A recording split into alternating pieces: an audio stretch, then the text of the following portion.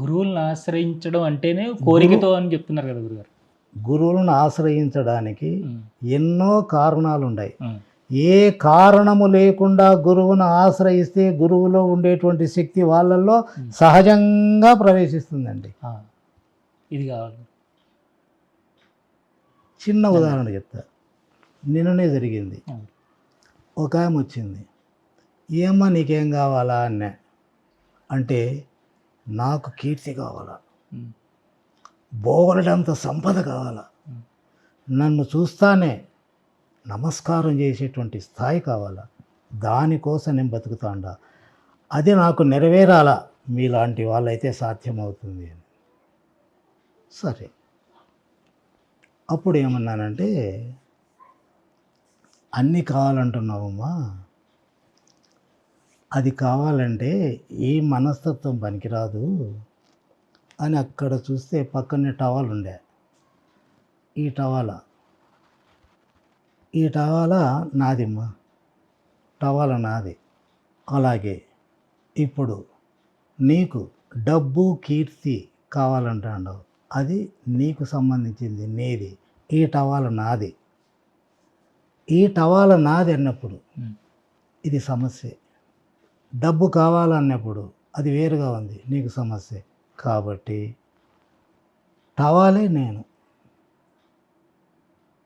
డోరే నేను, లైటే నేను అంటే నీకు అర్థమైంది. అదే అర్థమైతే సరే, ఉమ్, ఇది నిజం.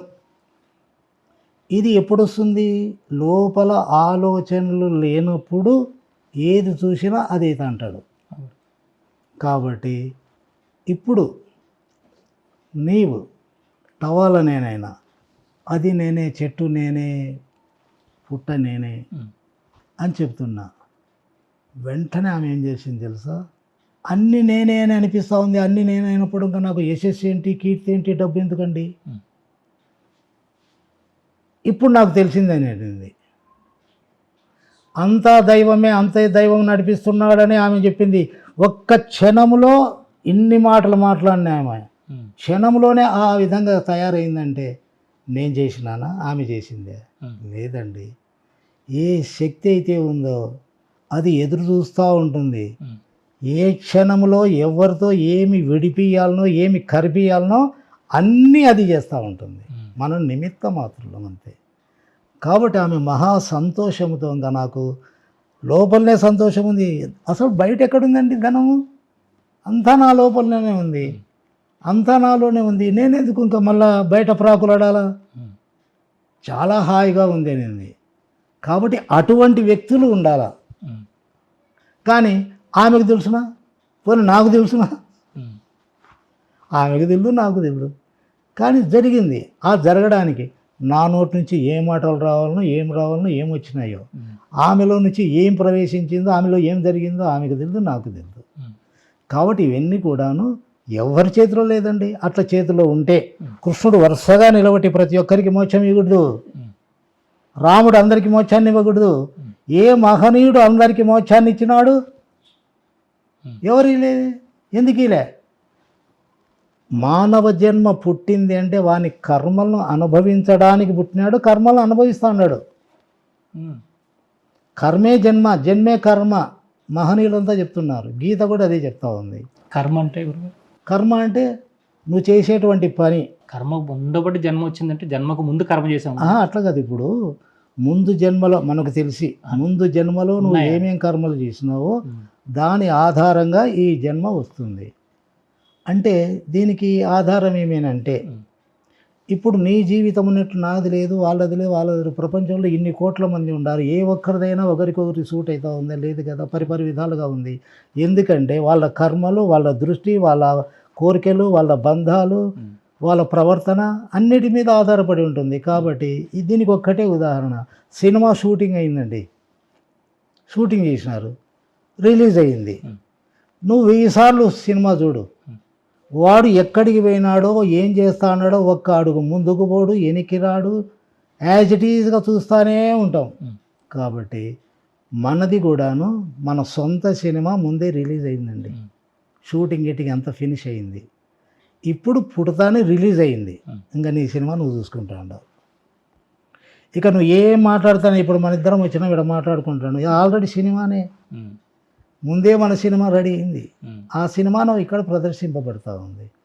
కాబట్టి ముందు ఏం చేసినామో దాన్ని అనుభవించడానికే ఈ జన్మ అనేటువంటిది వచ్చింది. ఈ జన్మలో అనుభవిస్తున్నాం. ఇక ఇప్పుడు ఏం చేస్తామో మరు జన్మ అన్నారు. ఇది నేను చెప్పడమే కాదు, కృష్ణుడే చెప్పినాడు. పాత చొక్కా వదిలి కొత్త చొక్కా ధరిస్తావు నాయన, నీకు చావు లేదు అన్నాడు.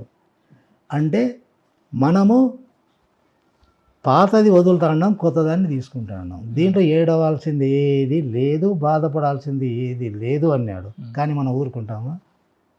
బాధపడతాము, ఏడుస్తాము, కోరికలు, తాపత్రయాలు అన్నీ ఉంటాయి.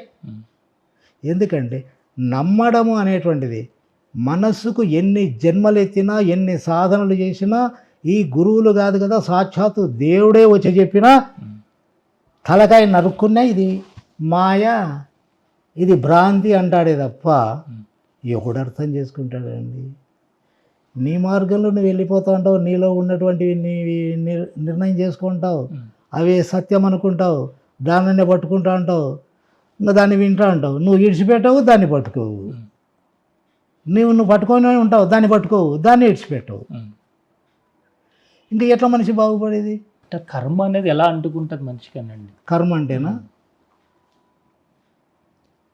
గాఢంగా నిద్రపోయినప్పుడు ఎంతోమంది ఎన్నో మాటలు బూతులు మాట్లాడుతున్నారు, పాము నీ మీద పోతా ఉంది, కానీ నీకు ఏమీ తెలియదు. అంటే అక్కడ నేను అనేటువంటిది లేదు, మనసు లేదు. మెలకు వచ్చిన తర్వాత నేను అనేటువంటిది వస్తుంది. నేను అంటానే శరీరం అవుతుంది, శరీరం అయితేనే మనసు అయిపోతుంది. అప్పుడు మనసు అనేటువంటిది బాహ్యానికి సంబంధించింది, బయటికి పోతుంది. బయటికి పోతానే అన్నిటినీ చూస్తుంది అన్నమాట. దానికి ప్రపంచాన్ని చూసి నాకు అది కావాలా, ఇది కావాలా, అట్టుండాలా, ఇట్టుండాలా, అది మేలు, ఇది మేలు అని చెప్పేసి ఇంక ఇది ప్రాకులాడుతుంది అన్నమాట. ప్రాకులాడి వాటిని అన్నింటినీ తీసుకొచ్చి లోపల పేర్చుకుంటూ ఉంటుంది. ఆ రకంగా ఇదంతా లోపల తయారవుతుంది. మరణించినప్పుడు జీవుడు అన్నారు. ఆ జీవుడు అంటే కళలో శరీరం ఉందా? లేదు కదా, శరీరం లేకుండా అన్నీ తిరుగుతూ ఉండవు కదా. అలా జీవుడు కూడాను వానిలో ఉండేటువంటి ఈ సంస్కారాలు ఇవన్నీ కూడాను జీవుని రూపంగా తయారవుతాయి. అంటే విత్తనంలో వేప చెట్టు ఉంది, అట్లా జీవునిలో ఇవన్నీ దాగి ఉంటాయి. ఆ జీవుడు మరు జన్మ అన్నాడు. కాబట్టి ఈ కర్మ అనేటువంటిది నేను అనేటువంటి భావన ఉన్నప్పుడు కలుసుకుంటుంది. నేను అనేటువంటి భావన లేనప్పుడు ఈ మంచి చెడు, ఇష్టము, ప్రేమ, ద్వేషం అనేటువంటివి నేను ఉంటే దానితో అటాచ్మెంట్ ఏర్పడుతుంది. నేను అనేది లేదు, దానితో అటాచ్మెంట్ ఉండదు. అప్పుడు జన్మ అనేటువంటిది అక్కడ విచ్ఛిన్నం కావడానికి అవకాశం ఏర్పడుతుంది.